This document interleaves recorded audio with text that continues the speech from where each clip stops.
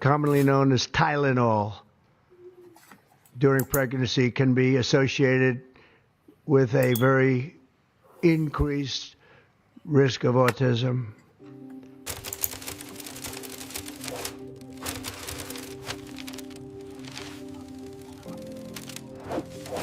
One in 27 children are diagnosed with autism.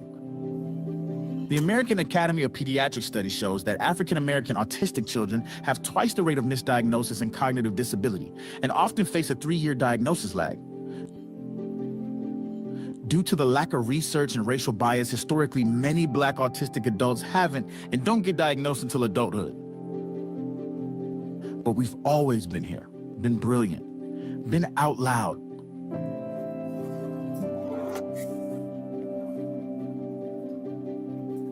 What does it mean to be Black, autistic, and heard? Ian had an IEP meeting and he was in preschool. It's a meeting where you sit down and you discuss goals for your child, pleading with them to provide him with additional services or to give him a chance to be able to get as much as he can in terms of services to help him. And when I was done talking, the lady looked at me and she tilted her head and she was like, "You're so articulate." And that in that moment, that let me know you're going to be at this for the rest of your life and for the rest of his. One of the celebrations that we have in Brooklyn is a parade for children, where the children get to parade and have a good time, put on costumes. And, you know, as a child growing up, my mother would take me to this celebration annually, and both here and in Trinidad. Fast forward to me becoming a mom, in particular a mom to a young man who has autism and is nonverbal. I've always wanted to encourage Ian to just be a part of his community. In general, the narrative of autism that is always fed to you, if it's not your own lived experience, is that it is something that needs to be cured or fixed. So naturally, I was given literature about how to treat his disability as something that we should try to normalize in terms of like his personalities, his behaviors, his traits. So we're seeing so many different ableist assumptions and tropes about autistic families, right? The mothering as resistance is very much rooted in making sure that we're creative with our stories, with our narratives, and we're not going to perpetuate those unjust stigmas. We're not broken because we're not broken, and we're constantly creating these really beautiful like spaces of liberatory joy and disability justice and, you know, acceptance. These are the stories of Black autistic lives lived out loud. We speak, we build, we thrive. It was funny because the label that even then, back then, it was like being, you know, I was too direct. I would come across as being argumentative, defiant, insubordinate. What do we call that? Angry Black woman. And when I received my diagnosis at 58, so the best way to describe it, it was like someone finally turned the lights on in a room.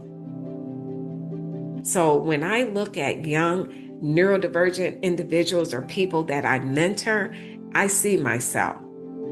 I see my struggles. I also see the immense potential in them. We're autistic out loud. Do you hear me? We're autistic out loud.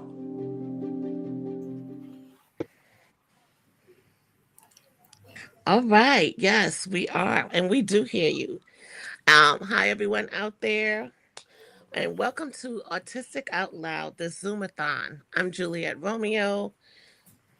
And I'm Tamika Sitchin. We are We thrilled. can't hear you. Can we hear you? Yes, should be able to hear me. We are thrilled to have you here with us today. You're going to hear I don't know if we're from having tech issues.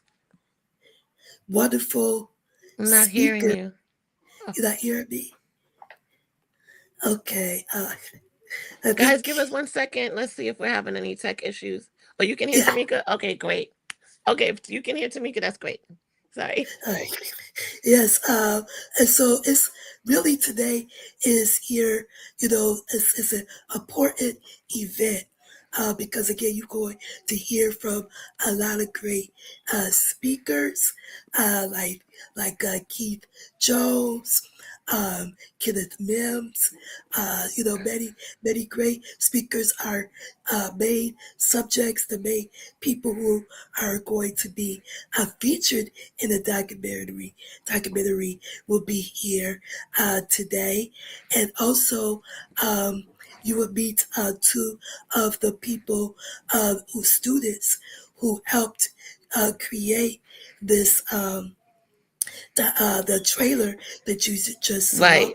And we also have a special segment as well from Lights Camera uh, Access. So it's going to be be great. Hey, Juliet. Yeah, and because I can't hear you, Tamika, I don't even know where we're leaving off. But I do want to make sure that everyone out there gets to shout out, where you're watching us from. Drop it in the comments, add that blue heart emoji. Um, and we want to see you. Like, I see Brooklyn's out here, Atlanta. Um, and just keep the locations coming because tonight is really about us bringing awareness to autism as a whole, but also from the Black perspective and how different that is. You're going to learn, and a lot of people may think that there's not a difference, but it is a marginalized issue, as a lot of our healthcare issues are. And, Tamika and I really wanted to bring a light to this in a very different way. And you're going to learn so much about that. This was really important to us. And we're going forward with, our first ask of our first step in getting this produced, to raise our first $25,000, and see how, try to get that goal tonight. So I'm really excited about that. And we have a lot of amazing guests coming up. Um, and we want to, we have our amazing tech girl in the back, Charlotte. And since I'm not able to hear, I mean, this is the thing, and this is what production and real live entertainment is about. Like, we're gonna have to try to really figure this out. And I thank you guys for being here and for giving us grace as we try to pull this together. Um, and so Charlotte says she can hear both of us, which is great. It's just kind of difficult for me to know where we've left off since I cannot hear anyone. And I'll try to figure that out once we get into a break. But Yes, yes. we're going to be sharing stories and hearing about some incredible advocates and fundraising and support that and some of the people that are supporting this film. So this is great that we're getting this started, and we want to give you the ways to donate. Also, those are going to be dropped in the chat. Um, and I want to ask Charlotte, what's our next step if we have our first guest coming in? Yes, yes, yes. Oh, will So, our first guest be Kashmir? yeah, it'll be Yes. Kashmir. Our first guest is Yes, going to be Kashmir. Guys, we've been working on this for a long time. We've practiced this. So please don't, it looks like it's not. But I'd love for Tamika and Kashmir to uh, start the conversation. I'm going to hop off and hop back in and see if I can fix it on my end. Can't wait to yes, hear you yes, yes. guys. Yes, thank you. Thank you, Juliet. And so, as Juliet has shared, you can, uh, there should be two links in the on the YouTube um, page. And so there's two ways that you can donate. It's through our Give Mother page, and also if you would like a tax deduction, to the other link, which is the project is fiscally sponsored by The Field. I am one of their featured artists.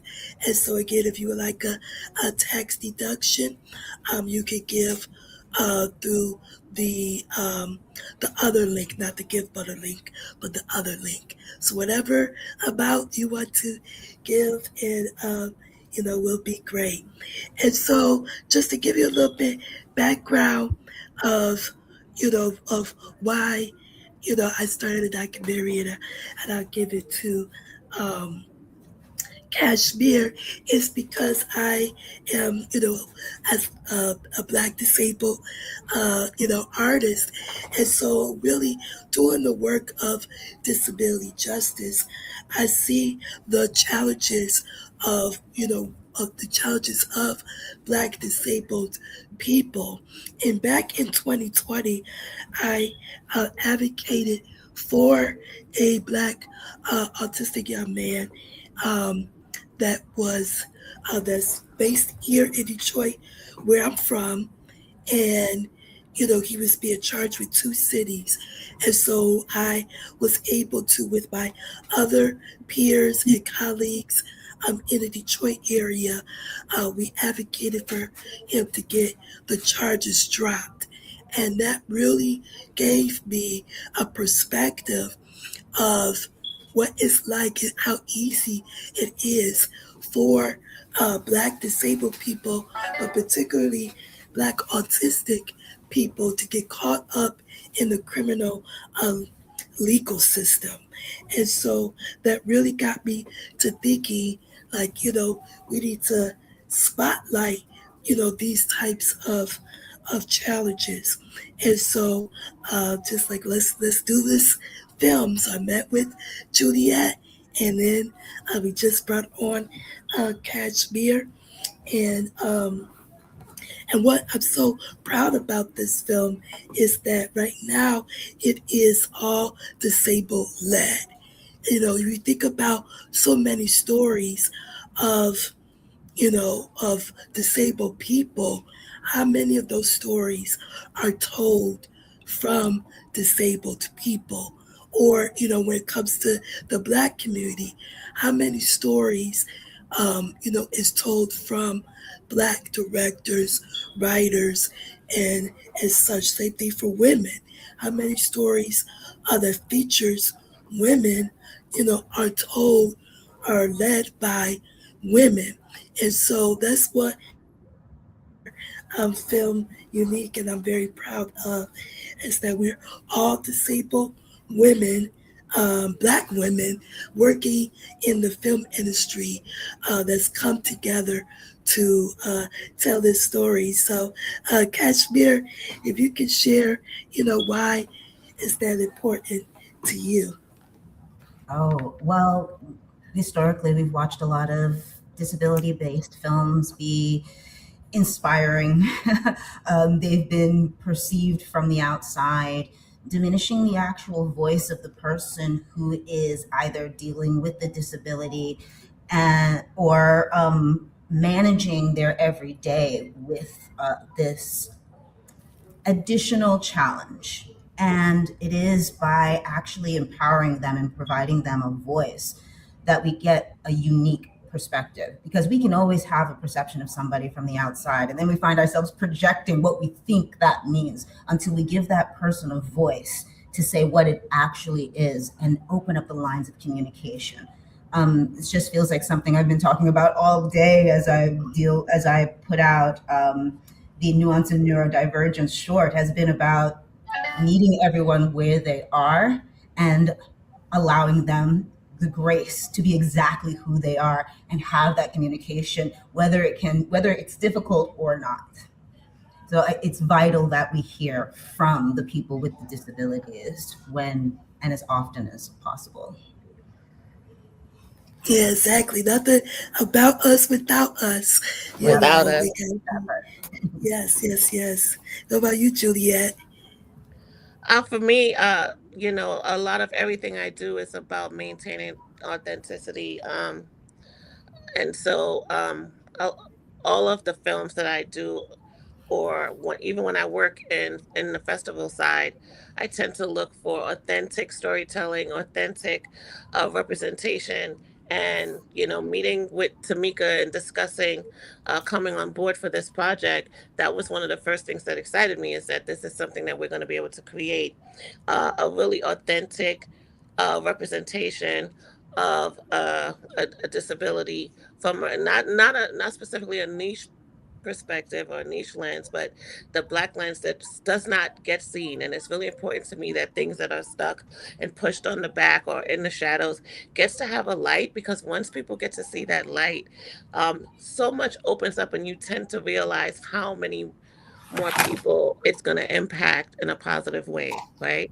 And it's just really purpose driven for me to be able to have a be part of a project like this. And when Tamika and I spoke about who could we think of that should be the director, Kashmir was one person that I had met through this Yes. authentic storytelling, one of the most authentic represented sisters I know. And so I just was like, I think that she would be amazing. And a lot of the work she's done that we've already seen out here on Disney and PBS have been phenomenal. And so it was like, this is just, and now we're like, the Black Powerpuff Girls. So I love it. Powerpuff Girls, yes. Yes, yes, yes. Yeah, definitely. It's a reunion because part Yes.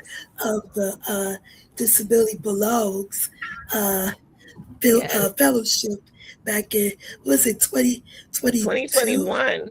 2021. 2021. 2021. Yeah, Woo! Time yeah. flies. We're getting old, man. Don't say that. We Yeah, look it good though. does. We look good. Never. Yep, yep, yep. Yeah, and so and I know with like the biggest challenge in maintaining integrity of the film's message is since we're just at the beginning stages of it, what is important to me is that this film is community led, and so, that's really important so that, for those who are watching, what do I mean by community led? I mean that, it's, we want the community to be part of this film. And so, and we'll talk about a little bit later, in addition to donations, we will be filming, trying to hopefully, in August and September in New York, Brooklyn, New York, and then Detroit in October. And then we are also hitting Baltimore and Chicago, where our main subjects are from.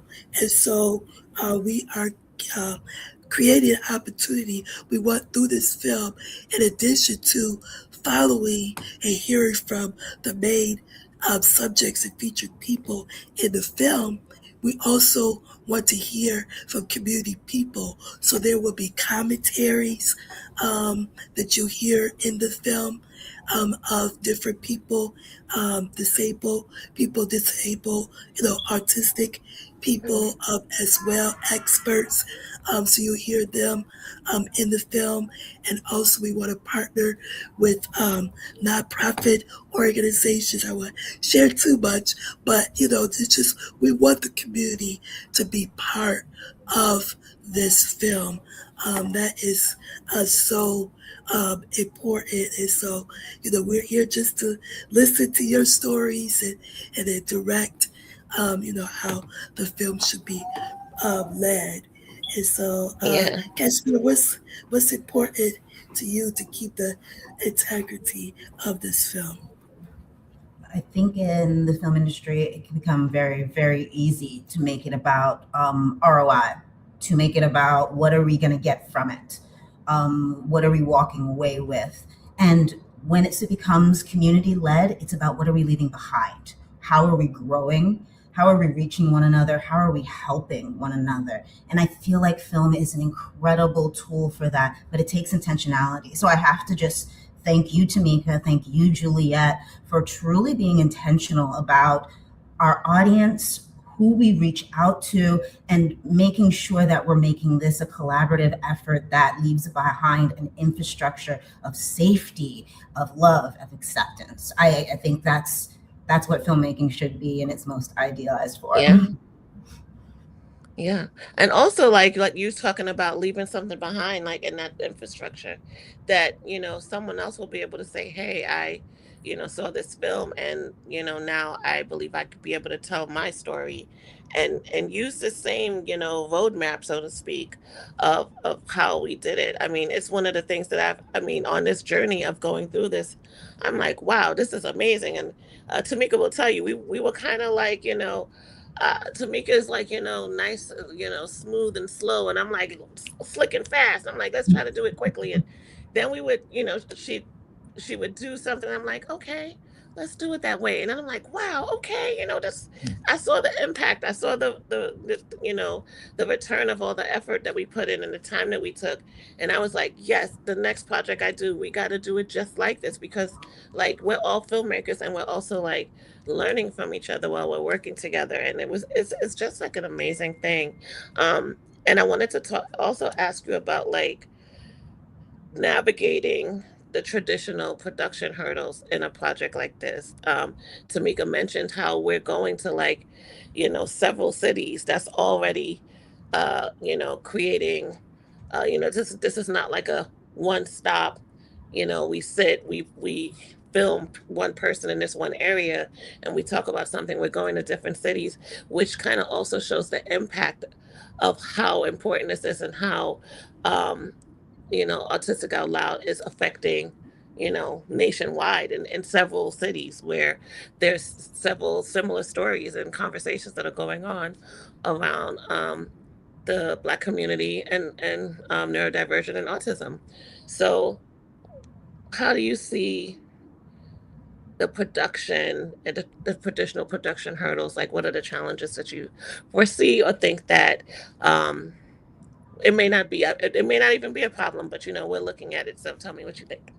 Oh, well, I think it has to do with, once again, the intentionality. We're starting this together. We're making the production internally. And that's another part of, that's why we can be disabled and Black and create this, is because we are working together on this. So what I would love to make sure happens is that everything is well planned, understanding that keeping open lines of communication is also huge. It is incredibly important. It's like, okay, what do we do? I'm feeling burnt out, or what? Or having that platform, which might not often be the traditional route of communication, but having that opportunity on this production, I think it's really allowing for that authentic voice to take center stage, because we're talking about our accommodations. We'll also have to be able to move and understand and make room for everybody that we'll be interviewing as well. So it's about being agile and being very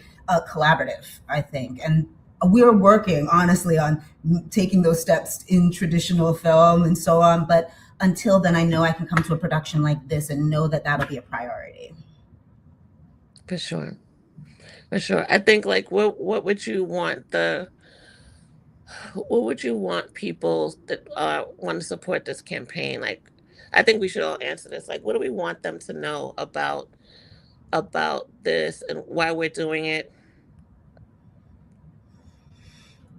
If it's okay for me to jump in, I'll say Tamika's story was impactful, because I'm not the only one in my family who's neurodivergent or autistic. And once again, the intersectionality of being autistic, a Black male, and the legal troubles, I've seen that in my family. So to know that Tamika, we've never talked about this, has also seen that in her community, this is a systemic We are coming at it from an educational side, and that's so important.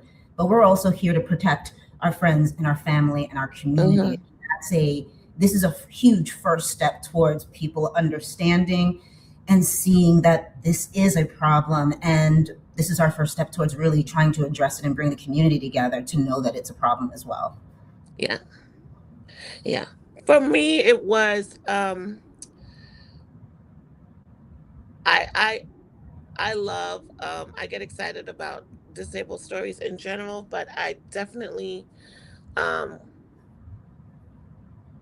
am affected by the late the late diagnosis or self-diagnosis, because we are walking through this world not realizing that, or people feeling, or we feeling like there's something wrong, and it's because we're trying to navigate this world like everyone else, instead of understanding, what tools are there for us, how we can function, what's out there for us, because we don't know, and it's just not being told to us. And so it always pulled on my heartstrings, because I see people, like you said, in my family who, as I continue to learn more about autism, I'm like, oh wow, I recognize um those behaviors, those personality traits, and it was really important to me. I have someone in my family who was, I told them that they should get tested, and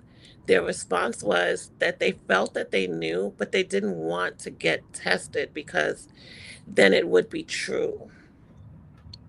And what do they do with that? And I'm like, what do you mean? That's the light of it, is that now you know, and you can say, look, this is me, and there's nothing wrong with me. This whole time people are reacting to me in a certain way, but I feel like the knowledge gives us the confidence to be who we are, and that is really what I want to bring out in Autistic Out Loud. That's what it means to me to be Autistic Out Loud. Yeah, definitely. Is not being, ashamed of, of who you Or are. There's afraid. so many, so many, um, stereotypes and so many challenges, and lack of resources. And, it's just so much that's coming against us, as a uh, Black community, you know, um, just period. But then also when you add, disability to it as well, as this extra set of challenges, and so it is, um, so important to to not be ashamed, to live out loud, to be unapologetic and say, this is my life, this is what it is. But, these are the challenges that, that I face or my son face and, we face as a family. But at the same time, these are my joys, so that's the part of the film. I know we really want to focus on, the autistic Black joy. I know TJ, who's going to be featured in Chicago, Jennifer is really about that. Nancy, we can see in the film with the carnival in Brooklyn, New York, the joy that comes with, partaking your cultural heritage and, with Yolanda and seeing what she enjoys as well. And so, it's so important to show all the different facets of of Black autistic life. Yes. Um so let's see. We got anything else that you can think of, Kashmir, that you'd like to share before we try to move on to our next segment? Being somebody who is late diagnosed, being somebody who walked through the studio system and tripped so hard and had to take a look at, like, oh, I'm wondering if something's wrong with me, or is there something about the system? And I just appreciate that you guys are want to bring me on with that experience to help also share those mutual and continued experiences of our community. So I just want to say thank you to you guys for putting this on a flat platform and for bringing me on. Yeah, absolutely. Yeah, I'm super excited. And the movement that's happening with this project is just it's one for the books. So it's just getting better from here, guys. And really, like, we want to thank you so much for tuning in. Please support, please share the platform with other people. Even when this is over tonight, you know, it's not too late. We're gonna have it recorded. You can share it with your friends, family, organizations, your network. And please tell them to support our campaign and donate, because this is this makes you a part of what we're creating here. And it's truly monumental. And going from that, I mean, we have some really great guests coming up too. Who do we have next? Charlotte is let's see what Charlotte is saying. Yes, sis.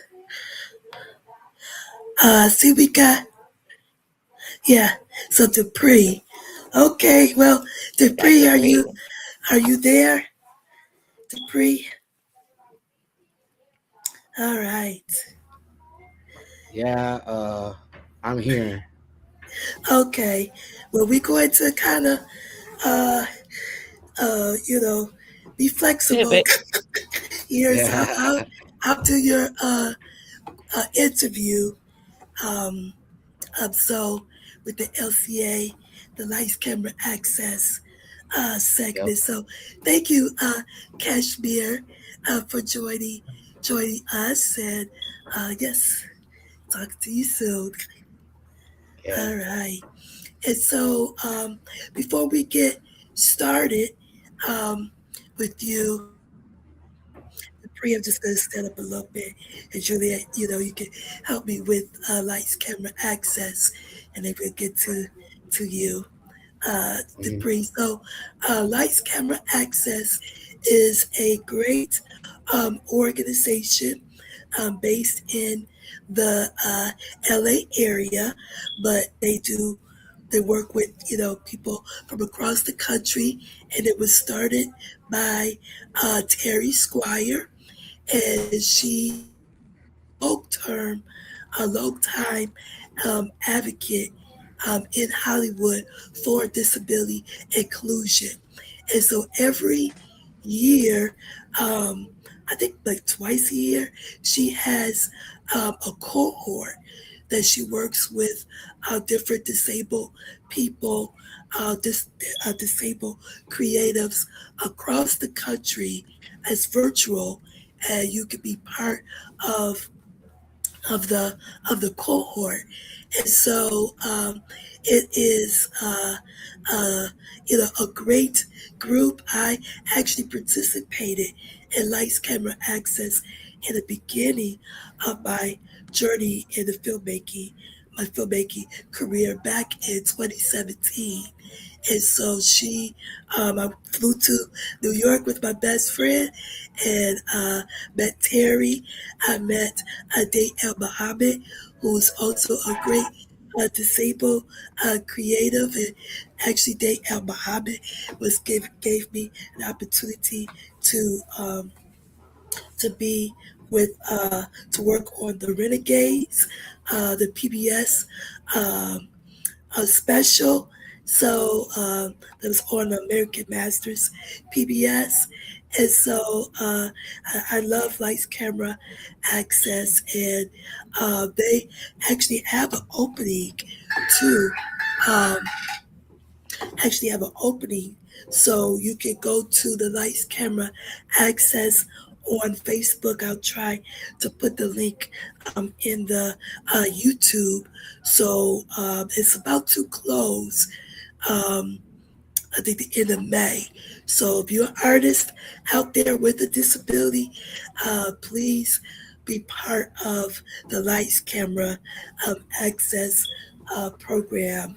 You'll learn many different things about the industry, and you'll be able to work on your own project as well, get feedback. And so they're a great group of people. So one of the people that's here is Dupree. So Dupree, how was your experience with Lights Camera Access? Oh man, it was great. I love it. I met a lot of new people, networking. You know, actually, I got started with LCA because, Terry, knows somebody from Minnesota, Colleen, and she kind of cooked me up, and then that's where I got, and then, you know, but yeah, it's been a wonderful, good relationship with LCA.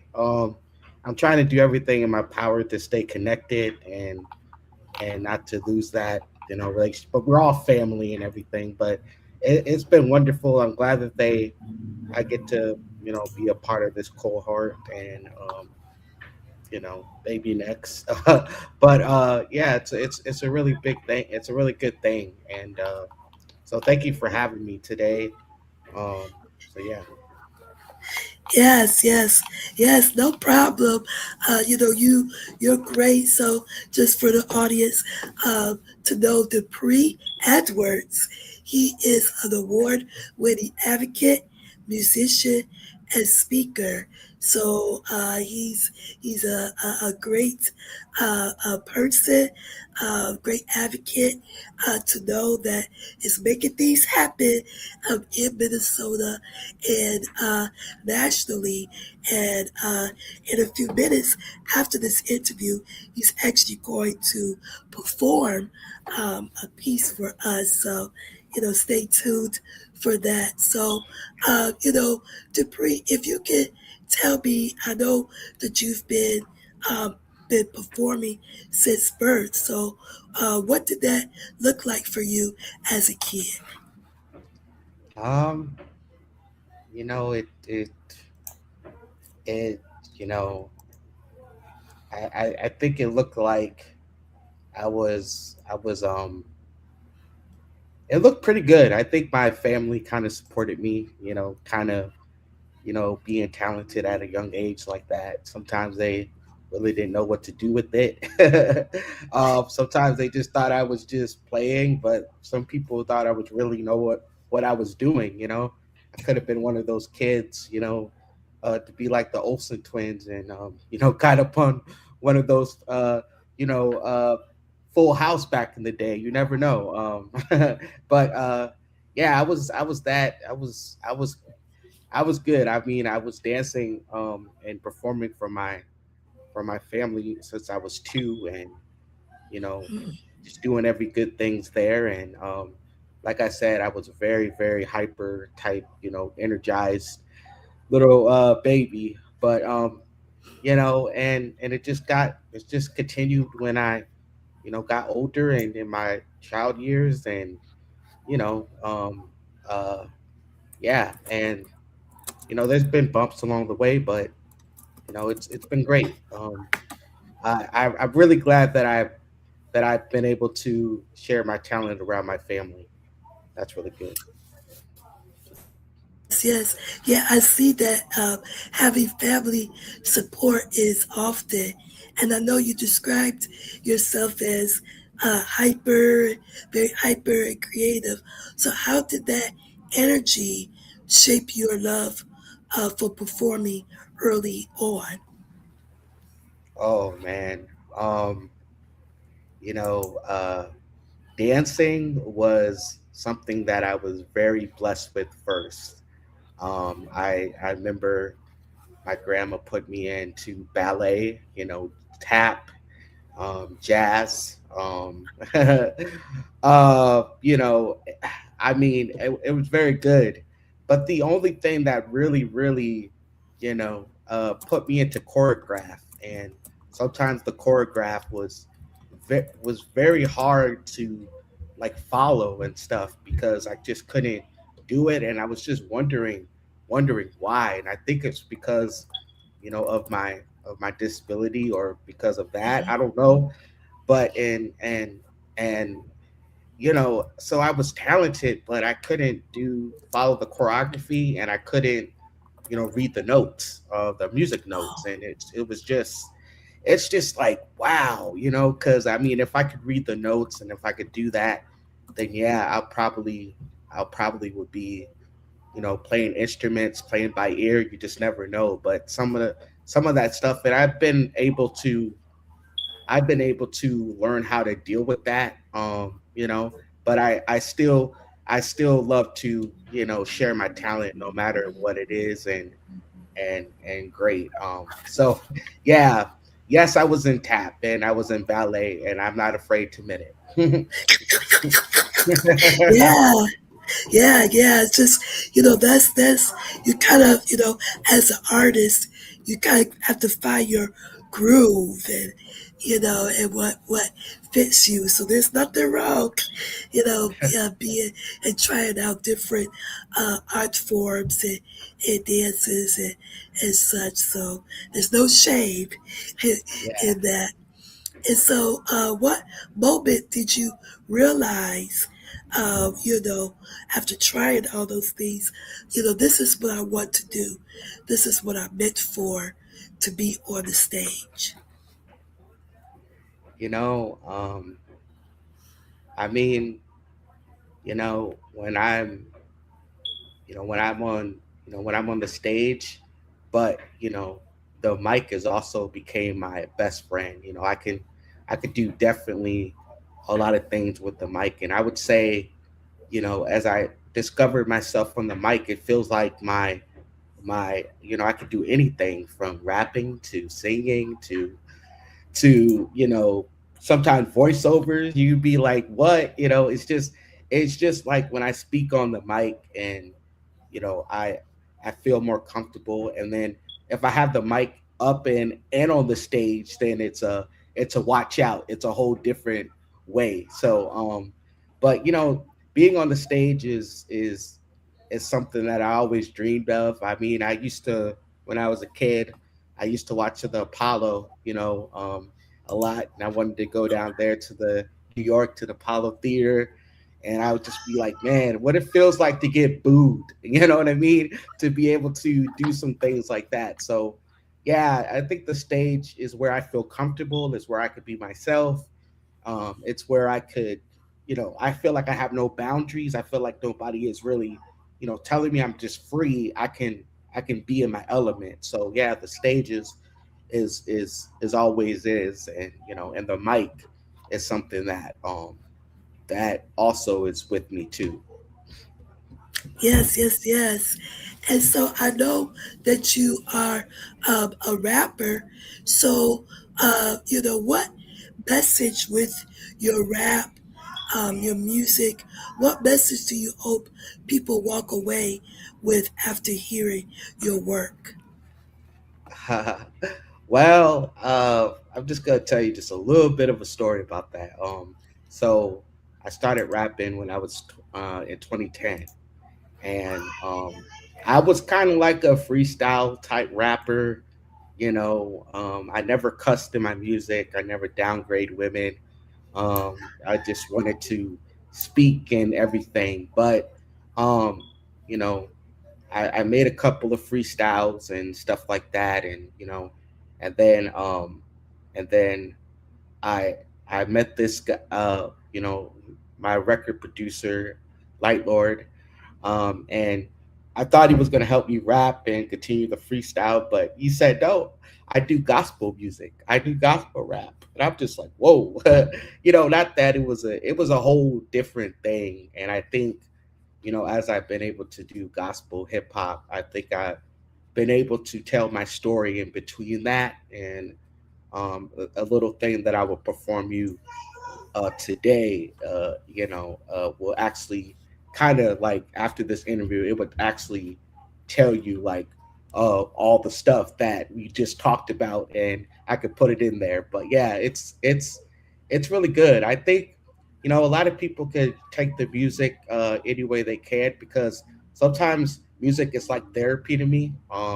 When I'm really in it, I'm talking about something that probably go on, or I'm probably talking about something that's this, or and it's very like social cautious. It's but it sounds catchy, and I do write songs that are fun, that are, things. I don't always be serious with things too, but it felt good, working for the Lord, and actually be able to, because when you do gospel rap, you have to be very anointed. You have to make sure that you stay with it, and you just don't, kind of do that. So I try to be sincere, and try to know that I am, doing a good thing and sending a good message. So, it's very good.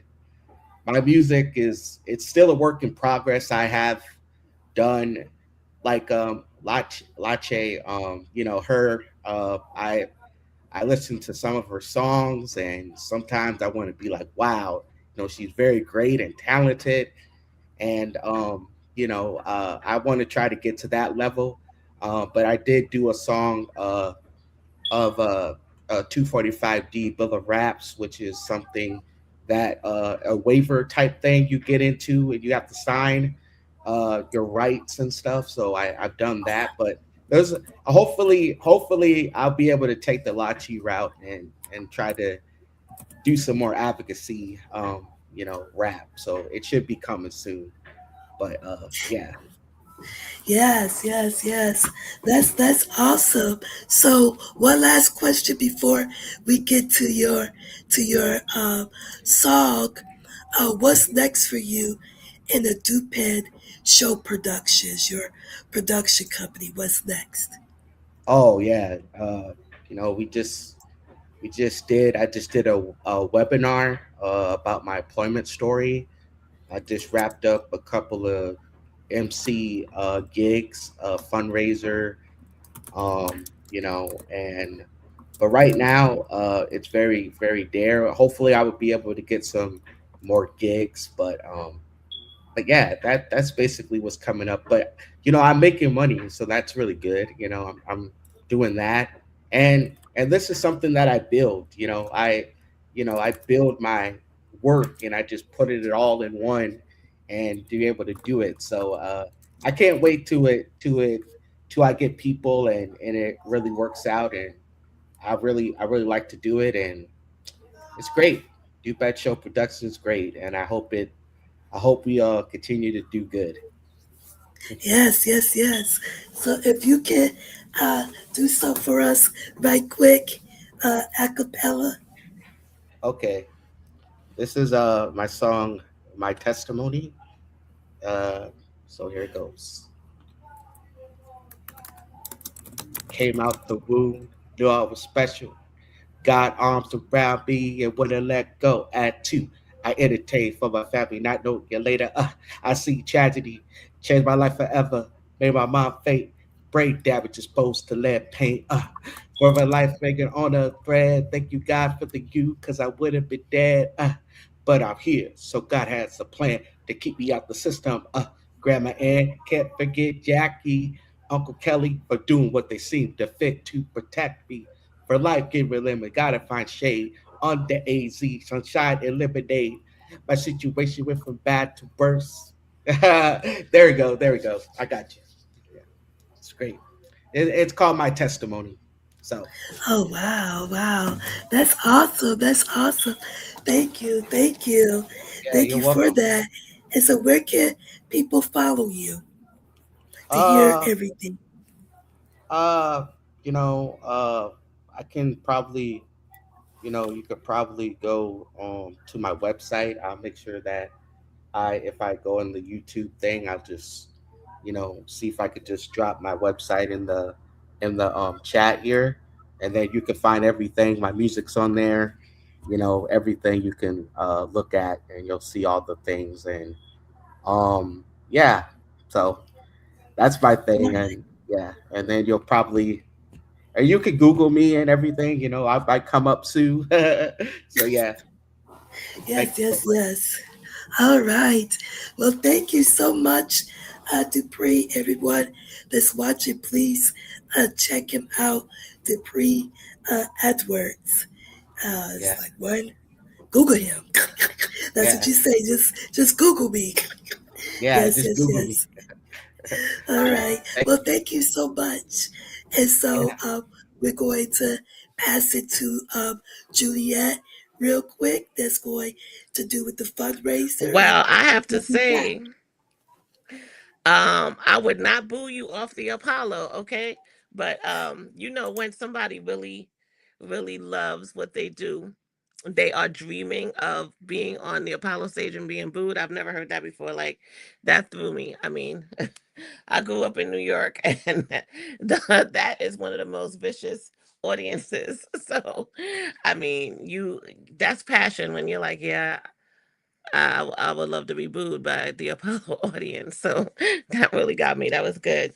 Thank you to Pre Edwards. I mean, that's awesome. And yeah, Google him, guys.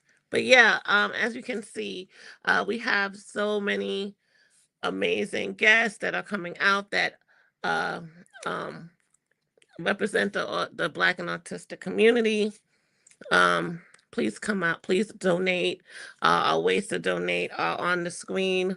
You can see it at Autistic Out Loud documentary on YouTube, and you can donate at Give Butter and also at thefield.org under our link for the film. We have who do we have coming up next? It's almost 7 o'clock, so we're gonna have our cast coming in soon. So that's something to look really forward to. But before we get to that, we have Keith. Let's see, who Jones. do we have next? Yeah, we have Keith Jones. Keith Jones is coming up. Keith, I made it. I made it. you made My it. apologies. Today is my daughter's 18th birthday, so I was trying to be a good dad as well as the community steward. So again, my apologies. Tamika, when you text me, I was like, "Oh, I'm running on Negro time, but I'm coming." So I made it. We're here. Appreciate you all for having me. So how are you? Yes, yes, How yes. are you, No Keith? Thank you so problem. much for coming. No worries. Thank you. So yeah, Tamika, you had sent a question. You said talk about systemic erasure, right? Um, what does that look like as a person with a disability who's Yes. an artist, rapper, creative? You know, because the young man that was just on, I was like, yeah, see, this is why we do what we do. This is why the OGs keep it, because it is a form of expression, and so particularly for young black people with autism or neurodivergence or communication differences, we have known forever that music is the universal language. So whether you are nonverbal, whether you have behaviors, if music has a sonic kind of way of healing and being able to communicate. But part of it is we are in a time now where being black, if you haven't paid attention to the news, is under pressure. Not like it. I mean, people are like, Lord Jesus, this is so hard. I'm like, it's Tuesday. Well, today is Thursday, so they're like, Lord Jesus, what y'all gonna do? Um, so when you talk about systemic racial, part of it is what you're seeing in real time now. It's we're not gonna fund your organization because DEI.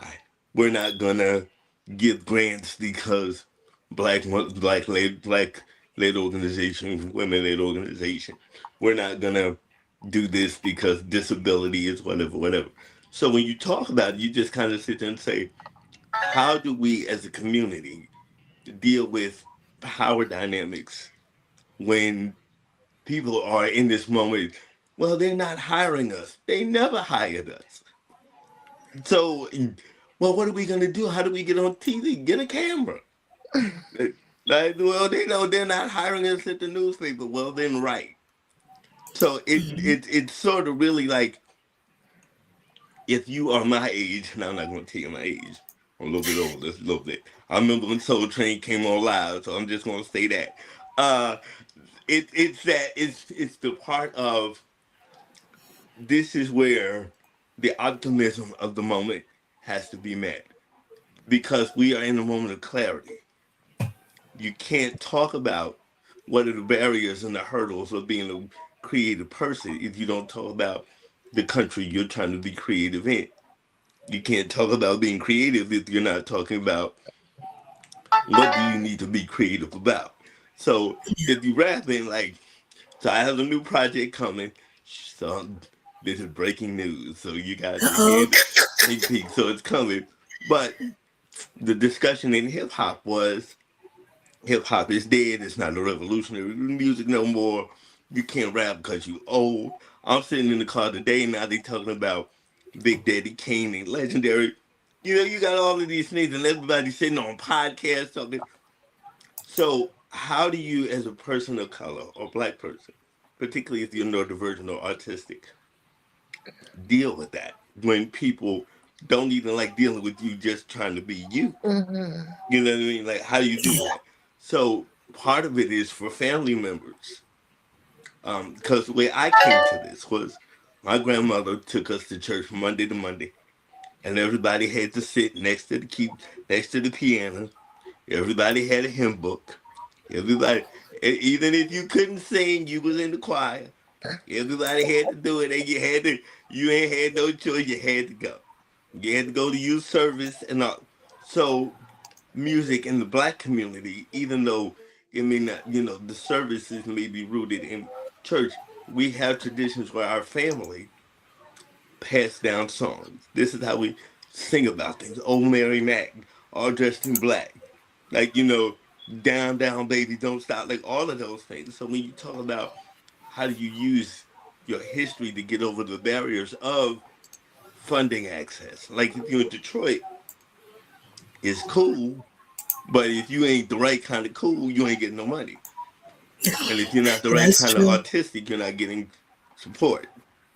Like, why do we need to have? We have shown that if you're a person with a disability and you're black, you got to do everything twice. So, what are the barriers? The barriers are stupid people, stupid people who are in positions to make bad decisions. So, if you want to have an event, somebody will say, well, Tamika, that's really nice. You want to have it, but, too many wheelchairs, it'll be a fire hazard. Right. So Yeah, you get these weird kind of, you know, statements from people who should be your allies. So some of the things I think we need to talk about in how to be a creative or successful is just, first, let's just deal with reality. To be creative is a blessing. Like, 'cause not, you see something like, there's some people who be singing and you be like, listen, I love you, but you only really good when you drunk in karaoke. Do not sing, folk, right? So there's those people, and then there's people who really, this is their calling, this is their passion. So how do you do that? So one, for the family, just remember that first and foremost, protect your individual, because we really have to talk about how the larger society first sees you as a disabled person and how they react to you, whatever your dreams are. In terms, particularly if you're trying to chase artistic dreams, people are very particular about, do you look autistic enough? Are you are yeah, you are you do you appear, are you aesthetically pleasing artistic? Right? Like, are you the cute black? Right? Because if you talk about colorism, are you too dark? Are you too light? Do you have too loud of behavior? Do you stem? So that, all of that plays into before you even get on stage, before you start applying for grants, before you start doing rehearsals. Do you have people who are willing to work with you? If you have, can they accommodate your creativity and your disability at the same time? And so some of those challenges are, as long as you deal with those first, then the fun part begins. Then you can do the yeah, tech rehearsal where you sitting there, no, go back, stage left, and then the mic always goes out. Nobody putting the, listen. unless you know the chaos of backstage on opening night and all listen and the run up to the tech rehearsal or the last rehearsal before the opening curtain, that joy should be shared by anybody who's creative. So when you heard him saying, I Exactly. wanna, I don't mind getting booed. Listen, brother, I give it up. You 10 times braver than me. I'm gangster. I will fight a zombie with a spoon blindfolded, but I will not stand on stage at the Apollo and try to get booed. We ain't doing that. So, how did I get? I mean, so using our art really is multi-layered. It is one is the creation. It's an expression of our humanity. Two, when our families support those visions and dreams in a realistic way and protect that creative mind and create that creative soul, because this world is harsh when you are creative and you want to be into your feelings and be expressive, because sometimes the way you express yourself, whether it's dance, whether it's poetry, whether it's abstract painting, or because it's not typical art, somebody will say it's not worthy of being creative. So how that's what I mean by protecting the creators and it's nurturing it. You may not like it, but loving the creator is way more important than loving what they created. And so it's those kind of, so those kind of things. And so the new normal for us now is that y'all, what y'all doing here? This You don't need CNN. We got Tamika. We cool. We got Juliet. We good. Like y'all doing the thing. So when you hear people saying, "Oh my God, the record business is," yes. When you talk about black culture, the reason the world knows it was because they stole it and packaged it something different. People forget that Little Richard songs were sung by Pat Boone because it made it palatable for white folks. So when you're a Yeah. person with autism or black creative, you really have to protect your creative energy. Your community has to protect you. And so what it looks like going forward and how to dismantle these things is, look, you, if a fool wants to be a fool, leave them be. We have a planet and we have everything we need in our community to strive and grow. We got 500 years of proof of that. So take that energy, continue to be creative, deal with the reality of the situation we're working in. Make plans, because them folks are gonna do what them folks gonna do what them folks have always done. But again, nurture the creator, love the creator, protect the creator, and then and love what they create.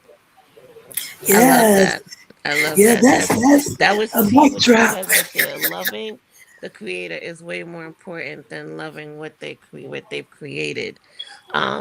That's Bible right there. That's Bible. But to your point, right? When we talk Yes. about like leaders, like for today, leaders that are watching that want to Hmm. move beyond the diversity theater, Hmm. and like what are like some three concrete changes that they can implement right now to build real inclusion, like an inclusive environment for disabled creators? Okay. Well, thank you. And yeah, I mean, so three concrete things. So, and like I said, I'm old. That's why I ain't got no hair on my head. So, but some of these things are. It's depending on how you do it. But three concrete things when you are talking about your production, accessibility has to be key first and foremost. So Facts. whether it's a dance, okay, if we're putting on the dance recital, if you're so the funny part is like telling disabled folks that they have to include accessibility has never not been funny to me. I'm like, Negro, you have to add ramps and ASL. Yeah, but I don't use it. We don't care. So it's so the standards are communication access. So if you're having a presentation, it's usually ASL or open caption or card. Secondarily, if you're doing printed material, you make sure you have all your materials in alternative format. But first and foremost, any location you seek, make sure that at minimum it has physical access to it in terms of Mm-hmm. not, and not just getting into the lobby and then getting into the Yeah. weird little wheelchair seats that they always got tucked way in the back of the theater. But it doesn't have truly integrated seating. And because we understand that certain things, location, access to the building, and part of the other things is if you hold it, can the people you want can they get there? Is it on mainline transportation? Is it in the time that paratransit won't have you sitting outside till 3 o'clock in the morning because Rollo done fell asleep at the wheel? Like, Mm-hmm. I mean, so These are real issues. these are Yes. real issues. So Yes. programmatic access, physical access, and then building into the accessibility into your production. Yeah. Absolutely. Yeah. Yeah. Yeah, this. Yeah. That's important. I Keith, like. I love it. I Yes. love everything you're saying. You're exciting me. Like I gotta get you on my team somewhere because you're speaking my language, brother. You're speaking my language. I say that all the time that it needs to be at the forefront. Accessibility and inclusion after the fact is lazy and it will Yes. fail. It will Yes. fail. Yes. Yes. I Yes. will say though that right now we have one of the things about this moment that America is going through in real life is you hear because everybody got a light ring and the internet connection, which is worse than hell. And I'm like, Lord Jesus, they dropped off new kind of crack in the neighborhood, so now everybody got an idea. So, but it is we are at that moment where like we really have the opportunity is so amazing with everybody you just had on this show, all the connections that people are going to get, all the leaders that are watching this, you know who, what, why, and where. There are no more masks. Nobody's pretending no more. They done Hmm. basically done showed the we grew up in the age when they say when people show you who they are, believe them. Believe them. And we have Yeah. known who we are dealing with. And yes, people want to try to talk about making money, but we can't talk about being creative and being black and being artistic without talking about social justice. We can't talk about being black and disabled and creative and being exciting and being productive and having a life and be healthy when we are being targeted by a nation who is fragile. So, but anchoring yourself in that reality is why you can be like disgustingly hopeful. Like he's like, it's so depressing. I'm like, why? Because they don't. I don't care. They have the hell they got to do with me. Like what we got in our community, we have made things. And just to give them an example, in my age, I'm Gen X, like early, like real Gen X, not no I'm late to like. No, Negro, we had to change the channel with pliers. That Gen X. Um, but Right. but there was no black entertainment television cable network until it came along. We had Jet magazine. We had Essence magazine. There was no mainstream black anything. We had that. Black music was on black radio, and black radio went off at sundown. So and people are like, oh, that's so depressing. No, what this shows you is how industrious we are. There's a reason they called it the Chitlin Circuit.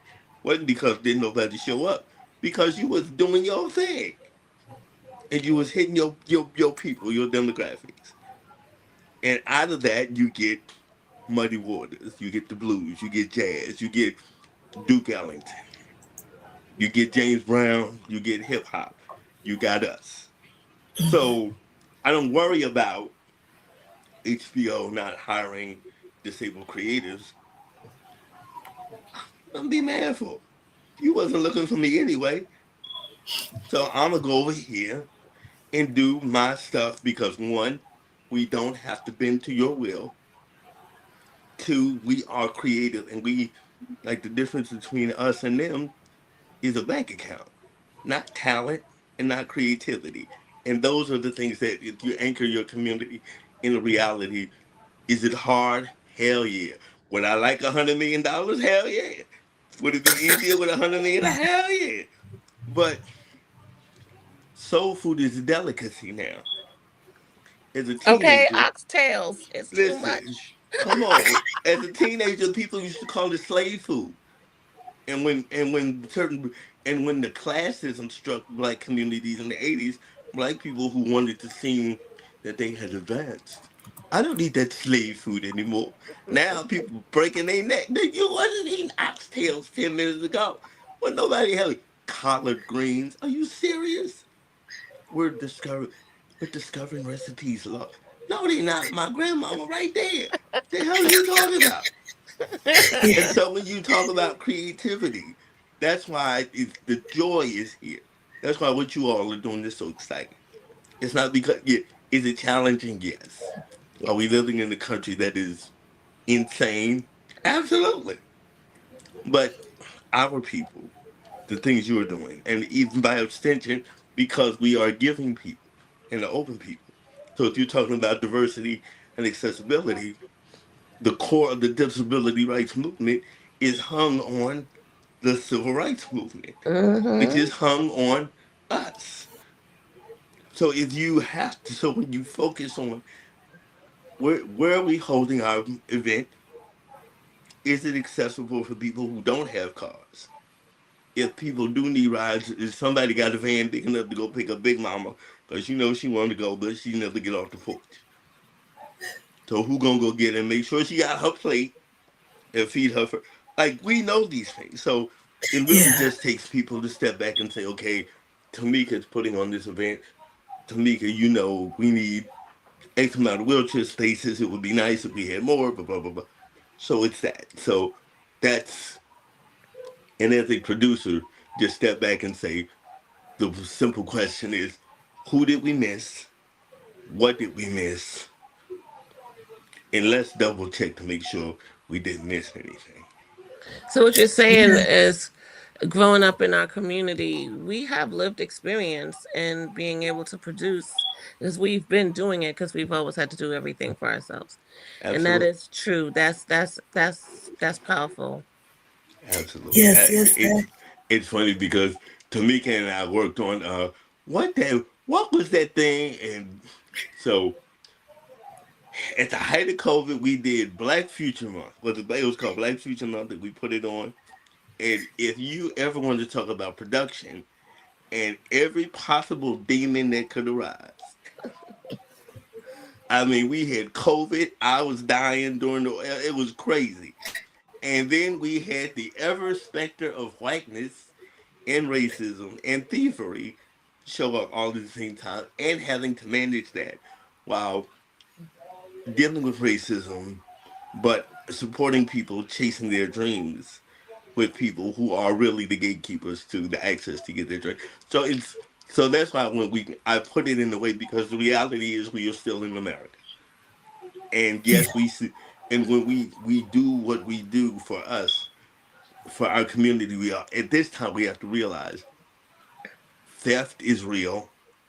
Every time you put up a video on TikTok, black lady do something, there's 1,008. uh, So understanding your intellectual property, making sure that you keep it real, acknowledge who created it, own all your stuff, make sure that you have an artist collaborative, so there is no egos, and build your network out. So, like I said, I'm excited because I'm looking at the talent on my screen.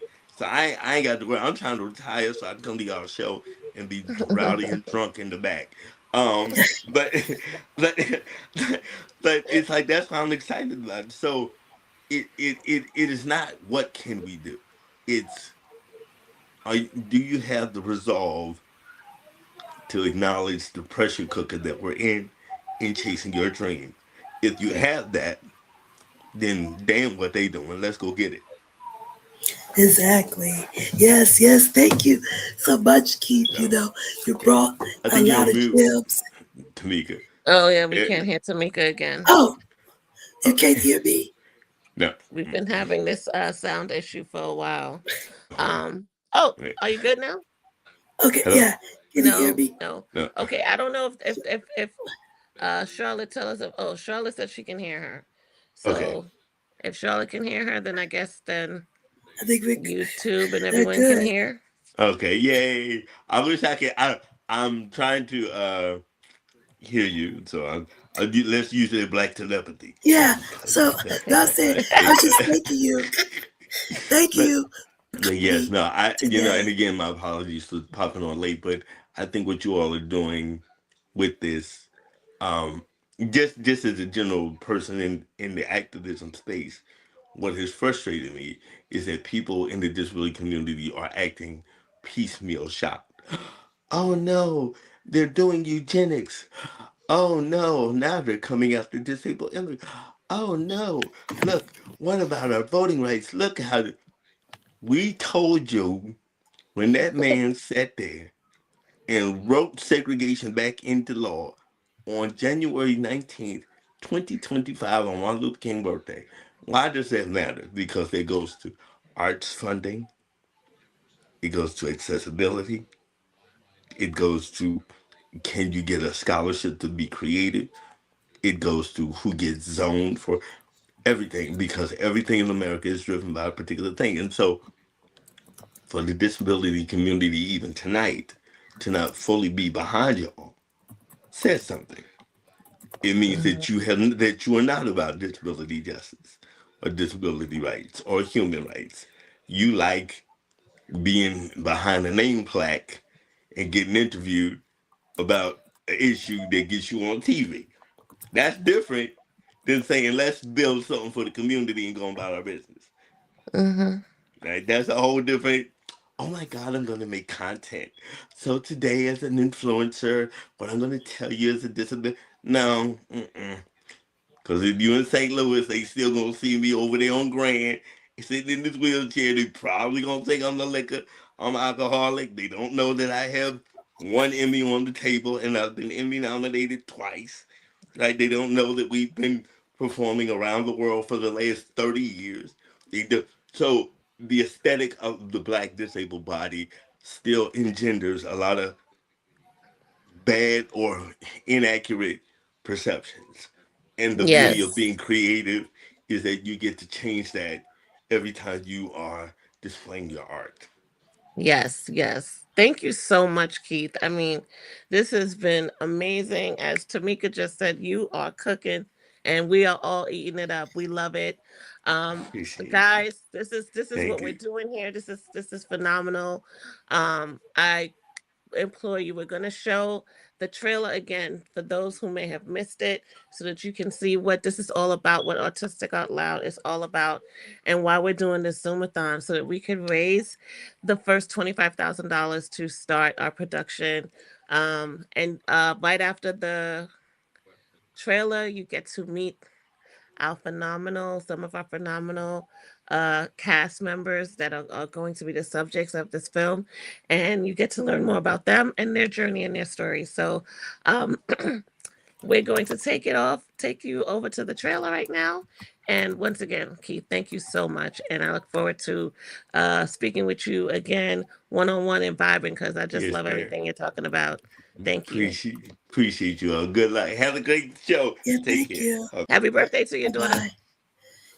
Known as Tylenol during pregnancy can be associated with a very increased risk of autism.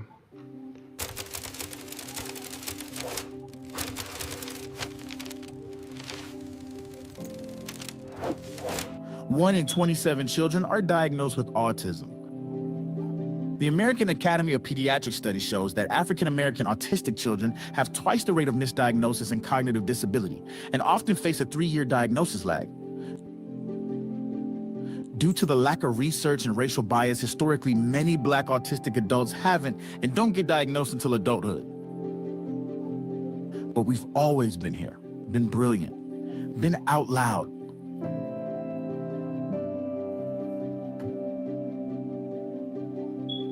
What does it mean to be Black, autistic, and heard? Ian had an IEP meeting and he was in preschool. It's a meeting where you sit down and you discuss goals for your child, pleading with them to provide him with additional services or to give him a chance to be able to get as much as he can in terms of services to help him. And when I was done talking, the lady looked at me and she tilted her head and she was like, "You're so articulate." And that in that moment, that let me know you're going to be at this for the rest of your life and for the rest of his. One of the celebrations that we have in Brooklyn is a parade for children, where the children get to parade and have a good time, put on costumes. And, you know, as a child growing up, my mother would take me to this celebration annually, and both here and in Trinidad. Fast forward to me becoming a mom, in particular, a mom to a young man who has autism and is nonverbal. I've always wanted to encourage Ian to just be a part of his community. In general, the narrative of autism that is always fed to you, if it's not your own lived experience, is that it is something that needs to be cured or fixed. So naturally, I was given literature about how to treat his disability as something that we should try to normalize in terms of like his personalities, his behaviors, his traits. So we're seeing so many different ableist assumptions and tropes about autistic families, right? The mothering as resistance is very much rooted in making sure that we're creative with our stories, with our narratives, and we're not going to perpetuate those unjust stigmas. We're not broken because we're not broken, and we're constantly creating these really beautiful like spaces of liberatory joy and disability justice and, you know, acceptance. These are the stories of Black autistic lives lived out loud. We speak, we build, we thrive. It was funny because the label that even then, back then, it was like being, you know, I was too direct. I would come across as being argumentative, defiant, insubordinate. What do we call that? Angry Black woman. And when I received my diagnosis at 58, so the best way to describe it, it was like someone finally turned the lights on in a room. So when I look at young neurodivergent individuals or people that I mentor, I see myself. I see my struggles. I also see the immense potential in them. We are autistic out loud. Do you hear me? We're autistic out loud.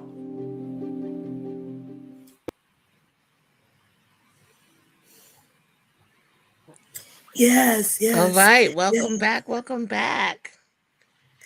Yeah, thank This you. is just so exciting. That was our trailer for Autistic Out Loud. And now I'm going to introduce you to some of our amazing cast: Yolanda Harris, Nancy Tennis, and TJ Gordon. Hi, guys. Hello. Hello. Hello. Hi, everyone. Hello.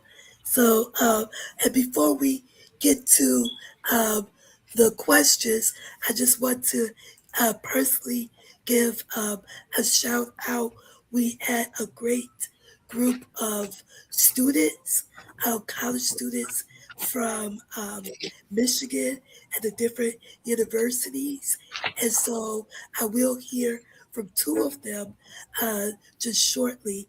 They'll join us, but I want to give a huge shout out to the students, Melanie Hunter, Gabriela Sanchez, Reagan Robinson, Cameron Potter, Monica Bird, and the teaser was edited by Tanya Lovejoy. So, I think it was a joy working with all of the students, and it was a great experience working with them, and so just want to thank them again. So when it comes to the cast, I guess I can start us off. So since filming hasn't started yet, what is one of the part of your what is the one part of your personal story or perspective that you are most excited or perhaps a little nervous to share with the world? Whoever wants to start. Who wants to start? What are you looking forward I to? can I can go, and I'll just make mine brief because everyone knows me and how much I like to talk and talk and talk as one of my traits. So I made my talking points very short. So you're going to be proud of me, Tamika. um, well, the one thing I will say is that can you all hear me? Yeah. Yes. Can you hear me okay? Oh, okay. So the one thing is that, it really takes a lot of vulnerability to take off the mask. And I'm talking after 35 years. Um, so, really sharing my late diagnosis as an adult, that makes me feel nervous. And at the same time, I'm really excited because I don't allow this diagnosis to limit me. Instead, for me, it shows God's grace and reveals exactly how He designed my mind to serve His purpose. Amen. Yes, yes, like that. Amen. That was really good, Yolanda. I love that. It Thank just you. how we are designed in God's eye and His grace. But Yes, the next question I want to ask: what does it mean to you to be part of a documentary where you aren't just a subject, but a collaborator in how your life is portrayed? Is that for me again? or No, it's for anyone. Oh, Anyone. okay. I was going to yeah, say, come on, y'all, talk. TJ. No, it's Yes, all good. TJ. Yeah, TJ. Yeah. So this is TJ speaking. This is actually a good question. The reason being because oftentimes when we listen to documentaries on autism, the story usually focus on the family members instead of autistic people. Or yes, there are more representation of autistic people in documentaries and TV shows and films in general, but even then, the topic is autism itself. Do they have the stereotypical traits like love for trained science or whatnot? Hmm. But with autism, with Autistic Out Loud, I like the collaborative effort in selecting a cast that is a mixture of not only parents and family members, but also autistic people themselves as well. And in fact, trying to center the story on autistic people with regardless of who's speaking. And Hmm. the collaborative effort also is to highlight the many sides of autistic people, our joys, our struggles, our mistakes, our things we could do, everything. And I think this is a great opportunity to show people, yes, autistic out loud is a proud statement. It's also complex. It's not simple as, you know, it's one way to be autistic. No, it's many ways to identify with being autistic. It's many ways to autistic, basically. And it Yeah, all really depends on your interest, your lived experience, your background. absolutely. Yeah, yes, yes, yes. That's true, and that's the key part, as we shared earlier, that this film is community led. So we want this process, as producers, as director, as creators, to make sure that we collaborate, make sure it's authentic, with all of you, and then with the community that's going to provide commentary and such. So, yes, yes, that's the key uh, to this. When we say it's nothing about us without us, so that's very important. Um, as we when this film is finally finished and screened, what is the first thing you want people to understand about the Autistic Out Loud experience? And let's open up to anyone. Let's open it up to Nancy. Yes. Hello, everybody. I've been sitting here waiting. I wanted to tap in on what Brother TJ said, and Sister Yolanda. I wanted to tap in. Um, well, to answer that question, I you know I've I've been preparing uh for this for a little bit of time. Trying to figure out how can I, because I'm really new to this experience. Most people say I'm just a mom, you know what I mean? I'm just a mom, and with an idea that had an idea, and about having the children participate in the children's carnival here in Brooklyn. So I would to answer your question, I think I would want people to walk away from the documentary understanding that these kids want to be seen, they want to be heard, they want to express themselves through movement, they want to free themselves through movement, and you will see that in the footage, in the preparation. You will see that in coming through their faces, uh the expressions on their faces, the expressions on their parents' faces as they see their children come to life on the stage in ways that sometimes many of them have not been have not had an opportunity to do so.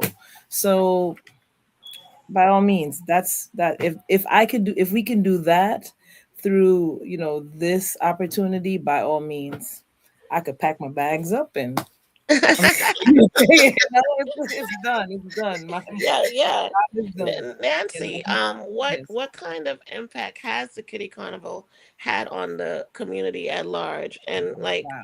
what goes into the preparing and organizing an event like this? Because these are all autistic, neurodivergent, and disabled children. Um, what this is a, I mean, I don't think that you I we're very similar in what I had created with Unstoppable, that I just wanted to do something for me and realized I had created something that a lot of Bigly. people needed, right? So it's like I just Mhm. wanted to make films, but now I made friends that also want to make Yes. films. And so now I have this whole community that I get to lean on. As much as I support them, they support me. So I see that similarity in what you've done. You saw something, you have a passion, and just like transparency, I've known Nancy since like the 8th grade. So like this is Nancy. Nancy loves carnival. Like we've been to That's the carnival culture. together. That's our We culture. That's our culture. And so That's so like when I saw her doing this, I'm like, oh my God, this is, and then hearing her story about how so many people have come out. I just want to have you share that with everyone. so. First of all, again, thank you for this opportunity. Never in my wildest dreams, 4 years ago, you know, this began with a conversation with the gentleman by the name of Jason Edwards, who is the director of the Kaisoka Mocha Jumbies, which is a stilt walking group here in Brooklyn. And carnival in itself, the children's carnival, was introduced in Brooklyn, New York in 1978. So, like Juliet said, we have been participating. We have witnessed this unfold in front of our eyes for many, many years. It's normal and natural to us. One of the things that I would see as a child growing up would be a young man, and his mother would bring him to the kiddies carnival in a full costume in a wheelchair. And I remember the joy on his face as his mother pushed that chair across that stage with him. And I would have never known that that image that was stuck in my head would impact me in such a way now and move me to the point to want to do something like this so that my son, full circle moment, can have a similar or his own experience, right? And let me just say to you, within the last 4 years, Ian has become a true carnival baby. He loves the music. Every minute he's pulling up my phone and look if he hears any type of soca music, he's telling me, like, he's like trying to indicate like, I want to go. I was like, you want to go? You want to play mass? You want to put on a costume? He's like, yeah. So, and many of the children, they enjoy themselves, but we also cater to their needs. We have headphones for the children if the music may be a little bit too much for them. So any of the concerns that the parents have, we try to meet them where they are.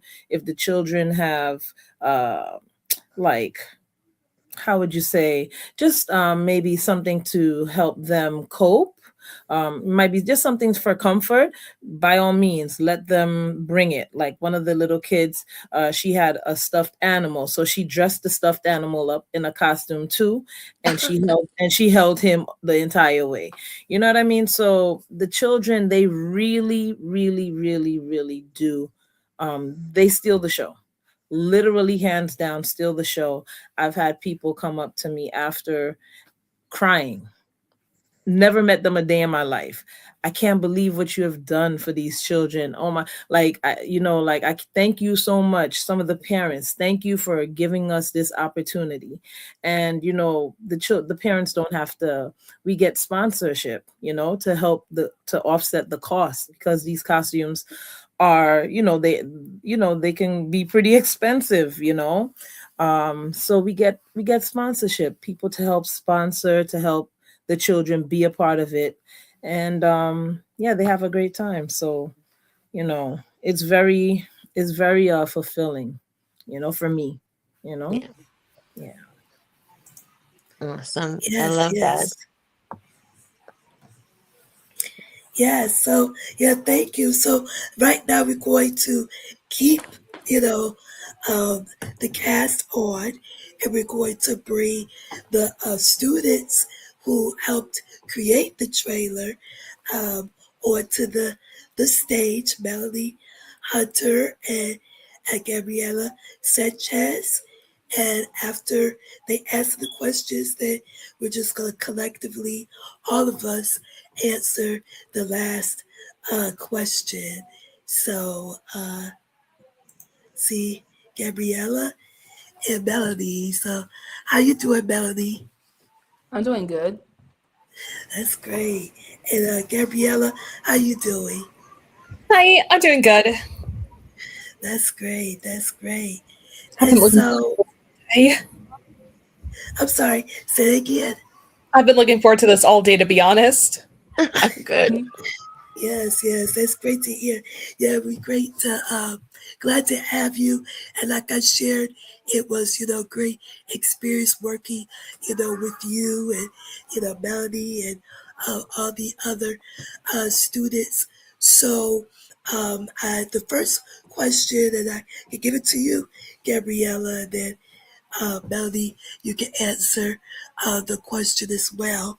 And so, as a student Gabriella, how does it see Black and Brown autistic creators such as yourself lead a project like this? Has it changed your whole perspective of what's possible in media and academia? Well, honestly, in like almost every single piece of autistic media I've ever seen, it was always like, this might sound really weird, but I always feel like it's solely like based off of white autistic people or like white boys, and like you don't see the diversity that other people like Black people or Puerto Rican people, because I'm Puerto Rican. I was diagnosed ever since I was 3 years old. And just hearing stories about different people, usually white males, like not getting like even then, like not getting diagnosed until like later on in life. Like it's important to see like how people struggle with it in a world that doesn't really understand. And even sometimes, if you like, even if somebody does get an early diagnosis, it doesn't necessarily mean it'll make like everything easier for them. Because I know Mm-hmm. I was diagnosed at 3 years old because my mom, she just knew something was off like right off the bat, and then I got diagnosed with autism. And like even then growing up, like knowing that I wasn't like any of my peers or the other children or anything, like it still felt so weird. It was like navigating a world that just didn't understand. And hearing other people telling their stories about that, I feel like it's really, really important to get it out there. Yeah. Yes, yes. Yeah, thank you. Yeah, Mhm. Mel, what is the one thing that you learned uh from working on the project about the film, um that you think every educator or school administrator would need to hear? I think one thing that administrators and educators could take from this film is one, how things like race, gender, and other kinds of identities intersect with disability and therefore influence how we Black disabled people, for example, get services, how fast we get services, and how our behavior is perceived. Like as Nancy mentioned, and I mean not Nancy, Yolanda, sorry. As Yolanda mentioned her portion, she was often called direct and many other labels. And that's an example of how things such as stereotypes, like the angry Black woman stereotype geared towards Black people, and certain qualities of autism, such as being more direct or needing direct language, how these things intersect and influence how we perceive our behavior and how they assume what the reason is. As Gabby mentioned, most of the conversation on autism is usually centered around white boys. Henceforth, people don't have to consider how race and culture intersect with autism, how it both influences how they express themselves and how it also influences other people perceive Mm-hmm. them and their struggles. A Black person with the same symptoms may be perceived as a troublesome child that needs correction or aggressive or disruptive, but white child, the same symptoms may be perceived as just simply needing more special attention.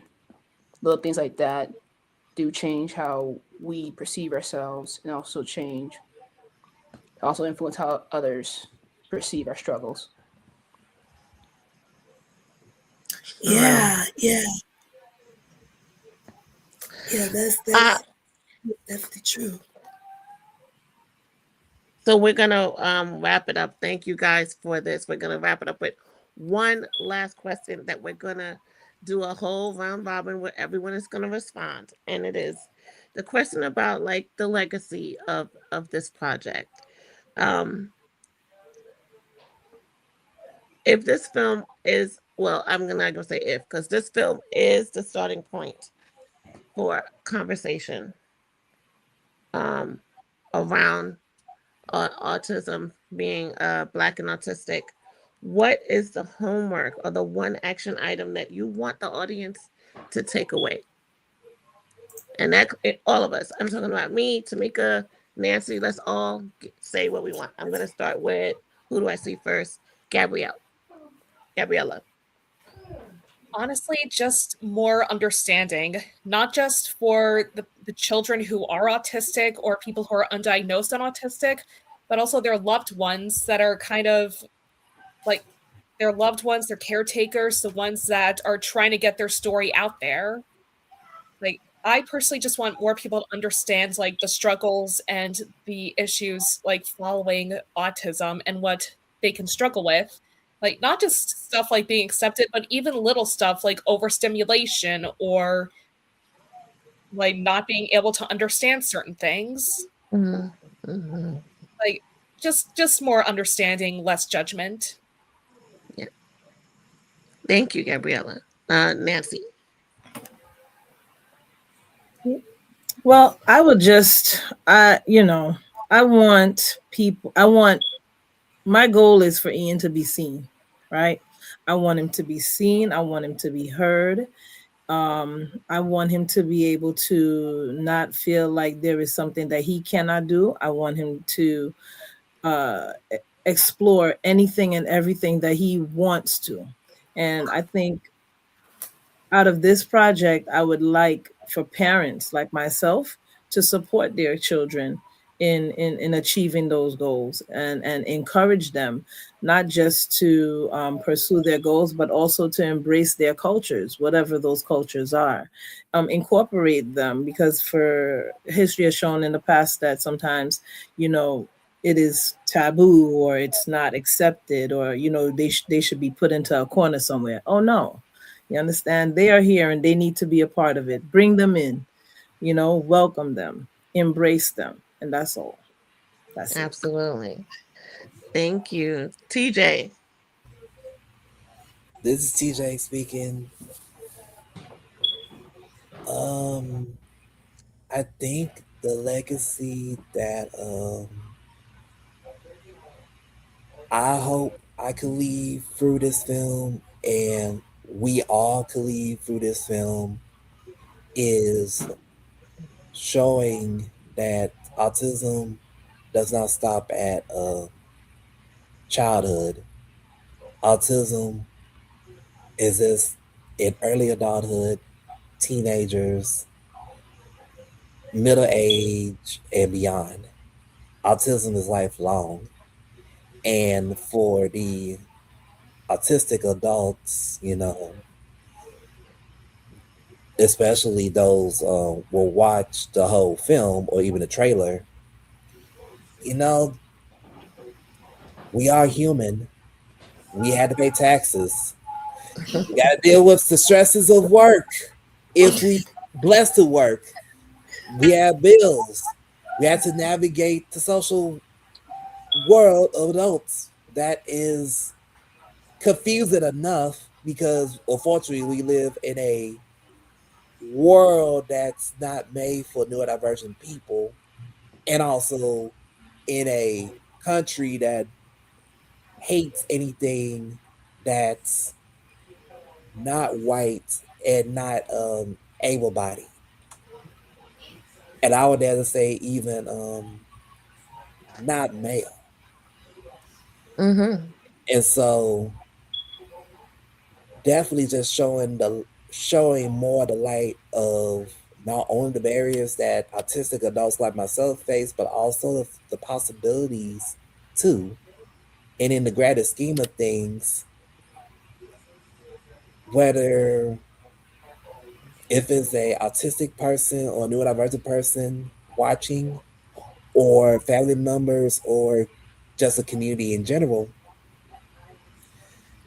I really hope that this film will encourage more people to support the dreams of autistic people, especially autistic people of color, and not just to set the bar low, as in Mm-hmm. let's focus only on getting the needs.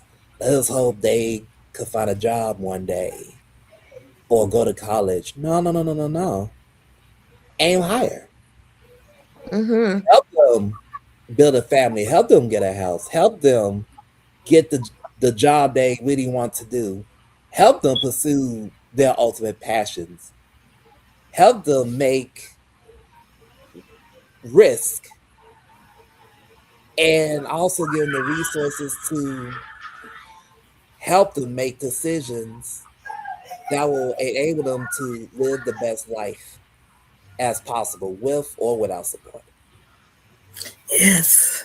Yes. Melanie. Mel. To piggyback off what Gabrielle said, come on, just similar. I think the main homework I would like for folks to take from this trailer documentary is a more understanding of what disability includes more than just typical stuff like I need a certain city arrangement or I may need modifications to my test for my dyslexia. Mm-hmm. I think people should take away how disability also shows up through subtle elements such as inattentive daydreaming. I may misunderstood directions. I might need more direct communication, as in if you don't say something, I probably don't consider it. Among other subtle symptoms like sensory sensitivities, I feel that by people focusing so much on the more obvious external symptoms, they forget to take into account how these subtle symptoms are also part of disability. Therefore, when they say they accept folks with disability, include them, they don't take these subtle symptoms into account. So I would like for a project like this to show people how their acceptance of disabilities doesn't end with external things, but also how you also respond to our subtle symptoms as well. And the other homework I would like for this kind of people to take from this project is to consider the ways how you can build a inclusive environment with considering these subtle symptoms as well. As Mm-hmm. one article I read, Lincoln briefly detailed, but I will summarize in a short manner here, pointing out that just because an employee is not struggling externally doesn't mean they're not struggling at all. They probably just Mm-hmm. found ways to cope or deal with their subtle symptoms that are more quieter. Like an employee who has sensory sensitivities could just be excusing themselves from the meeting by saying, I could go to the ladies' room. And just because someone's not directly always telling you they have a problem doesn't mean there's not a problem.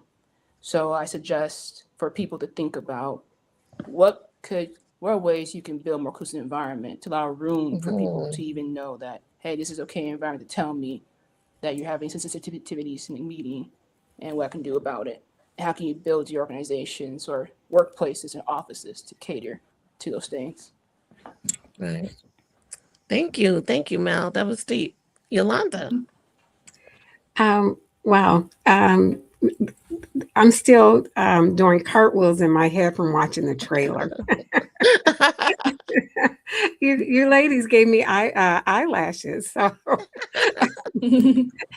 thank you for that. But I want to say, Tamika, when Tamika first approached me, I was so hesitant. There was so much trepidation, and I just said, "Okay, yeah, I'll do it. I'll do it." And I'm so glad that I did this in terms of being a cast member. And what I really want people to realize is that this Autistic Out Loud experience is really about celebrating, our special gifts that God gave each of us, because no two autistics are alike. That's why they call it a spectrum, and then being neurodivergent. And so I'm asking for more than just awareness and putting it out there. I want real inclusion in Mm-hmm. the workplace, in social settings.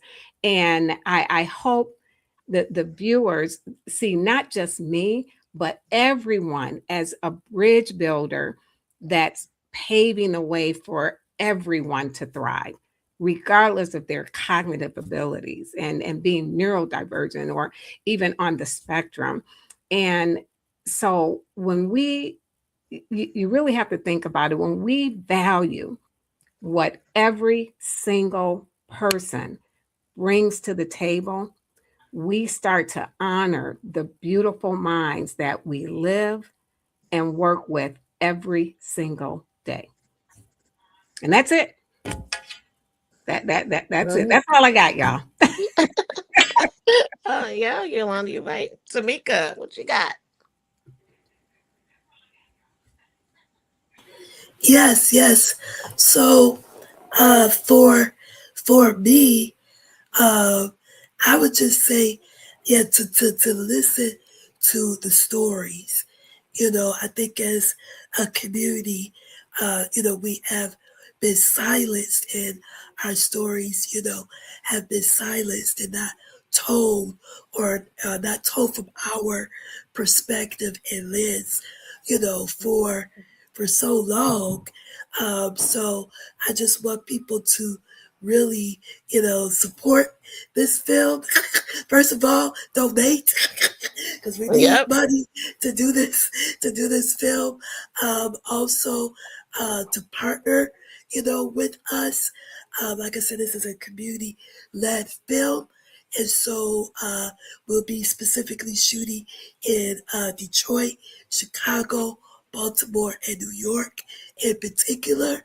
And so if you live in those states, definitely follow our page, Autistic Out Loud documentary on Instagram and or YouTube, to follow our journey, to, be part of this film, to partner with us to do this film.